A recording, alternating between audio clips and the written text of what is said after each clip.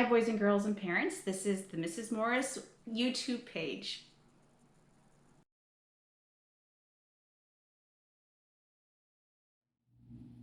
Hi, boys and girls. This is Mrs. Morris, and we're going to read our next chapter in A Horse's Tale.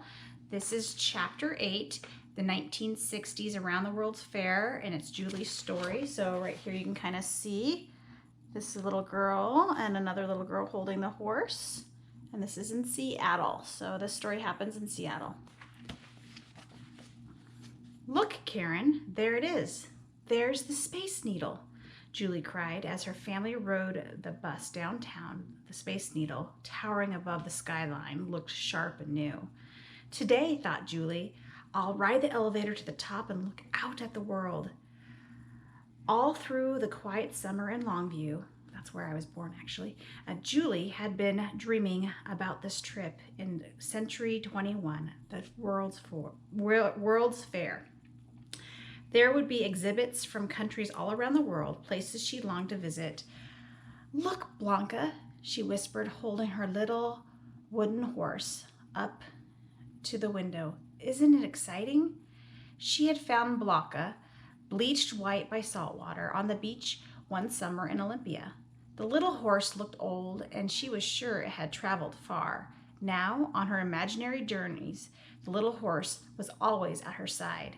Across the aisle of the bus, her father caught her eye. Daydreaming again, he teased. Peter, don't, said her mother. Imagination should be encouraged. She looked seriously at her daughter. Now, Julie, dear, I'm counting on you to watch Karen. It's easy for a little girl to get lost at the fair. Julie frowned.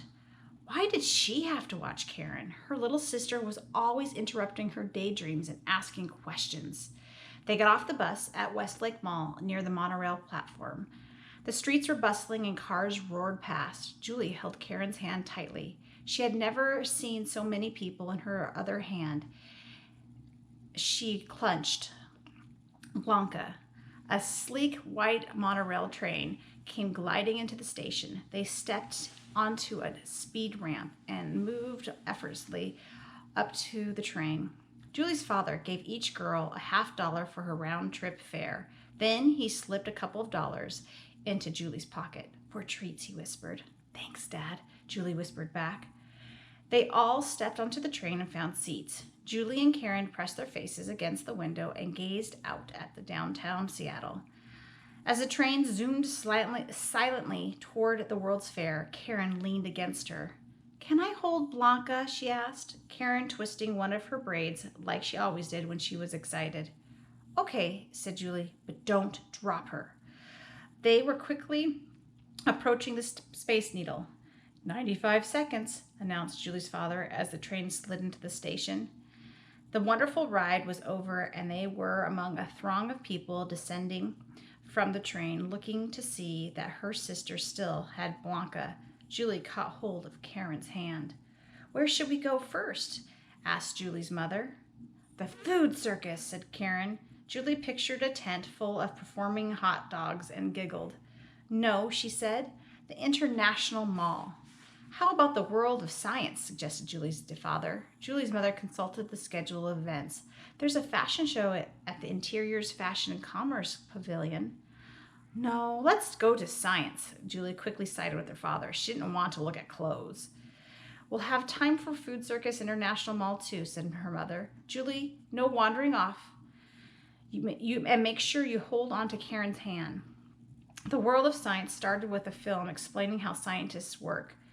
They record what they see and share what they've learned with other scientists, her father told them. Julie wished he would stop talking. She was on Darwin's ship, the HMS Beagle, sailing towards the Galapagos. She saw giant turtles and flightless birds and unfamiliar stars. Julie, Karen's voice broke through her daydream. What's that man doing? Reluctantly, she followed her parents and sister toward the next exhibit.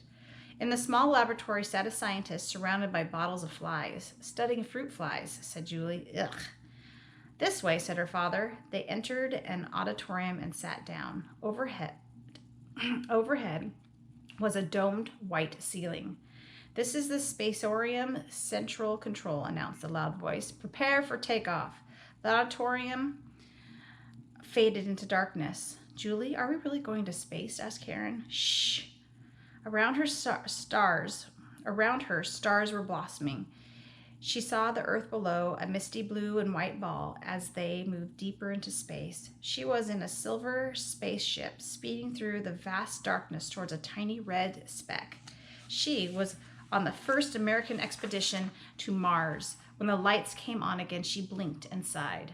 The Boeing Company helped sponsor this exhibit, Julie's father said as they left the auditorium. And the projector they used was the world's largest wide-angle lens. Julie sighed again. She didn't want to know how everything worked. It spoiled the magic. I'm hungry, said Karen as they passed the food circus. We'll eat later, said her mom. Let's go to the boulevards of the world. As they walked toward the boulevards, Julie saw the sky right ahead. The boulevards were lined with rows of shops. They surrounded a green rectangle of lawn and international fountain. Through the crowd, Julie caught a glimpse of the fountain. Colored water sprayed from the dome in the middle of the huge concrete saucer. Her mother led them toward the shop at Boulevard West, filled with Swiss clocks. Julie looked around at all the clocks. She liked the sound they made, all ticking at once with different voices. What would it be like to be a clockmaker? She imagined living in a small village in Switzerland. In the evening, she would ride Blanca out to the village to watch the sun set over the Alps.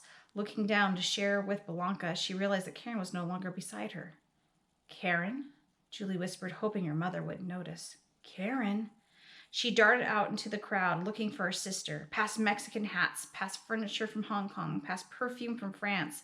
She saw the skyride cars passing overhead, the shops and throngs of people blurred around her. Where was Karen? What would her mother say? She had to find her. Up ahead, she saw a hot dog stand. Maybe Karen was looking for something to eat. Her heart pounding, Julie squeezed through the crowd. Delicious smells drifted toward her. Pizza and fresh baked pie. But she didn't feel hungry. Oh, where was Karen? She pushed her way past a German restaurant and a man eating Belgian waffles. Finally, she spied her sister's red sailor dress through the crowd. Karen, she shouted. Over here, Karen! Her sister turned around and there was a frightened look on her face. Karen, I'm so glad I found you, said Julie breathlessly. Karen looked even more frightened. Julie, she said. Julie, I lost Blanca. I've been looking for her everywhere. Julie's heart sank. How would they ever find the little horse among all these people? It's okay, she lied. We'll find Blanca to get later. Right now, we have to find Mommy. Don't you know where Mommy is? Tears welled up in her little sister's eyes. Of course I do, silly, said Julie. She's looking at the Swiss clocks. Taking Karen's hand, Julie led the way around the fountain. When they got back to the shop, it was filled with dolls instead of clocks. I can't let Karen know we're lost, thought Julie, even if it is her fault. Look, she said, those dolls are from China. She pointed to a man and a woman doll dressed in silk. And that one's from Switzerland. Isn't she pretty? But where are the clocks? Asked Karen. Her lip quivered. We'll see them soon. Silently, Julie scanned the surrounding shops, trying to find what had been near the clock shop. She saw Yugoslavian imports and folding canvas boots. Nothing looked familiar. Why hadn't she paid better attention? She led Karen through the crowd around the fountain, trying to think what to do. Up ahead, she saw a hot dog stand again. They were going in circles. Fighting off panic, she turned to her sister. Karen, are you still hungry? Karen nodded. Julie bought a hot dog for her sister, but she didn't want anything herself. She missed Blanca too much. Why had she ever trust Karen? As they walked away from the hot dog stand, Julie saw the sky ride again. She felt her heart lighten just a little. If she kept the sky ride on her left, she would come to the Boulevard West. A few moments later, she heard a sound of ticking clocks. Their mother looked around as they came up beside her. Where's your father? She asked. I thought you were with him. Suddenly, Julie started to giggle. He wandered off, she said. Maybe he got lost. Giddy with relief and miserable about Blanca, she began laughing even harder. Karen joined in. Her mother looked annoyed. Really, girls, she said. It isn't funny. How will we find him in all this crowd? At that moment, their father reappeared. Quite a fountain, he said. The water and music are controlled by a tape. He smiled down at Karen and Julie. How about lunch and the Space Needle?